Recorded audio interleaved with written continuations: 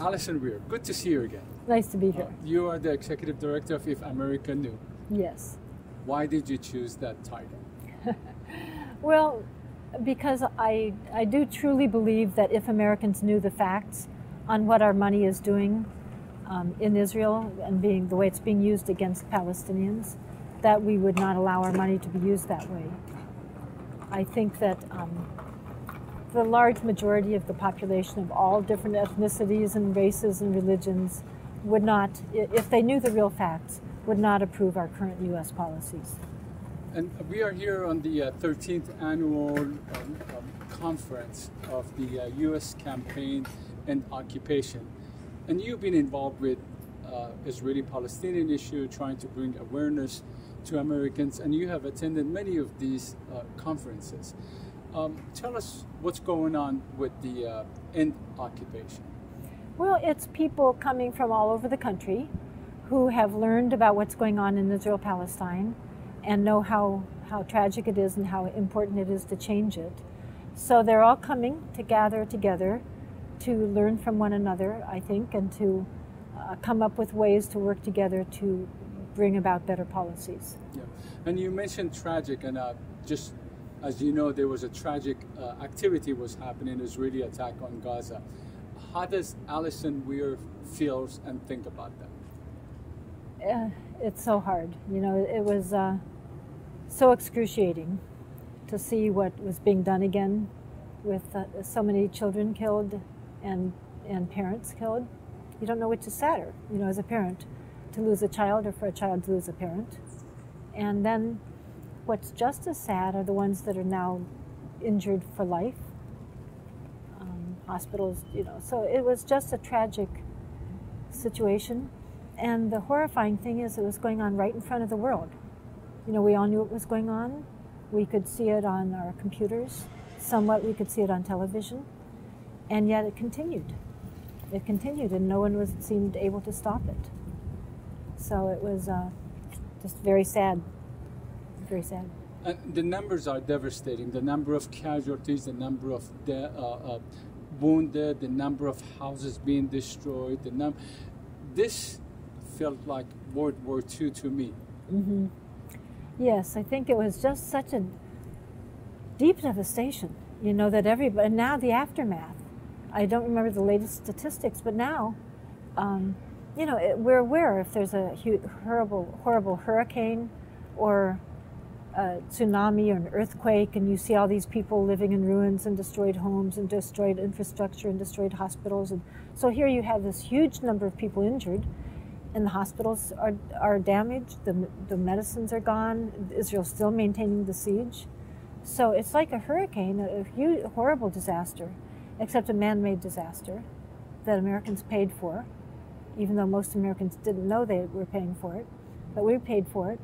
And now, after the disaster, usually people try to come in and help the victims, and at least there's that help. And now we have the people in Gaza, not even, once again, Israel has them under siege and they can't get the medical materials they need and other materials. They're still being kept under siege. But this time, relative to 2012 and 2009, this time it appeared that on the global level there were awareness and condemnation. I agree. This time there was more awareness, there's more condemnation. There certainly are many people that are trying to help and are getting some humanitarian aid in there. I think the fact that this is the third time that I think this has happened in, you know, about 6 years or so, is too much. You know, it should have been too much. One time should have been too much. But I think this time it just hit people that this was happening again on an even larger scale, even more ruthless than before. So I think more people were aware. I think more information did get into the media, the U.S. media, than before. They still tried to spin it as though Israel was defending itself, but it becomes, after a while, very difficult to convince people that you're defending yourself when you kill 2,000 people, you know, the large majority of them victims, innocent victims, civilians. So I think more of that came out, even though there was still a lot of spin in the U.S. media. You can sort of, you know, in some ways it was very bad, But in other ways, there was more information that was coming out, I think, than previously. The Washington Post, for example, a very important newspaper, has a blog where they were keeping count of the number being killed every day among all the populations. They had the name, whether it was a child or not, right there, so you could see the growing numbers. Before, those numbers were pretty hidden. They were rarely reported. You had to really search for them. But they had it right on their blog. You know, that was a big improvement. Question is, do you see a shift in the United States attitude, and I mean people and not policies? I think I'm seeing a shift. And I think Israel's worried about it. Because I do think that more people in the U.S. are waking up than before. It's not showing at the policy level yet.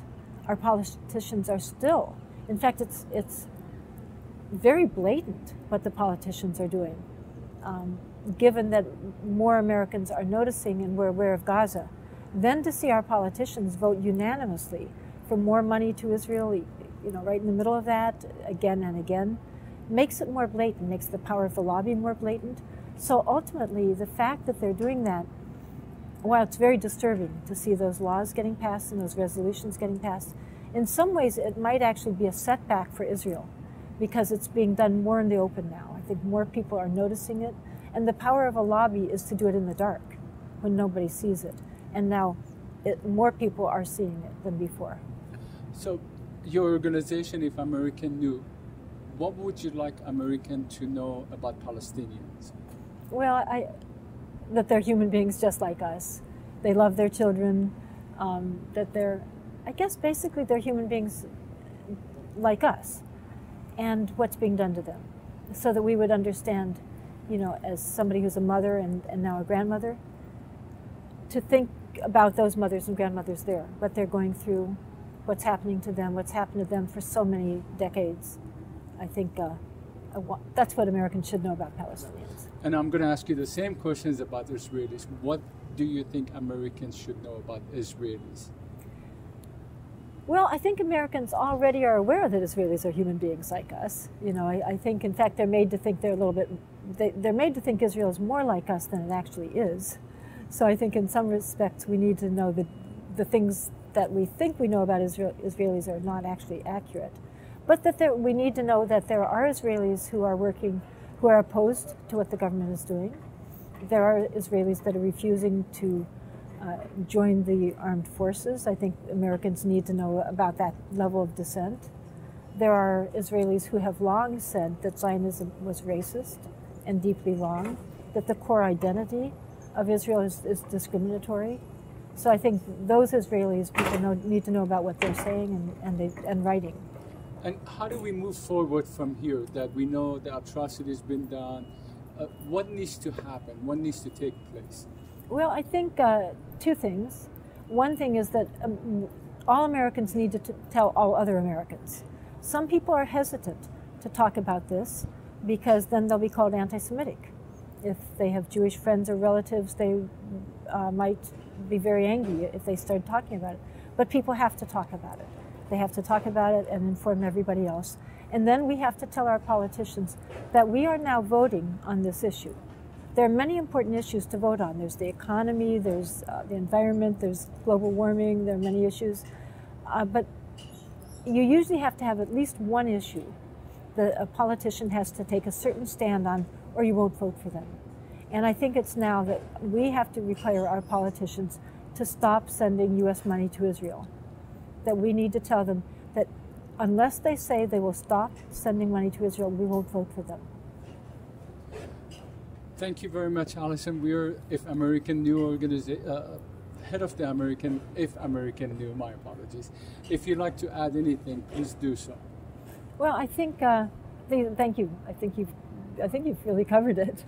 Thank you very much. Thank you.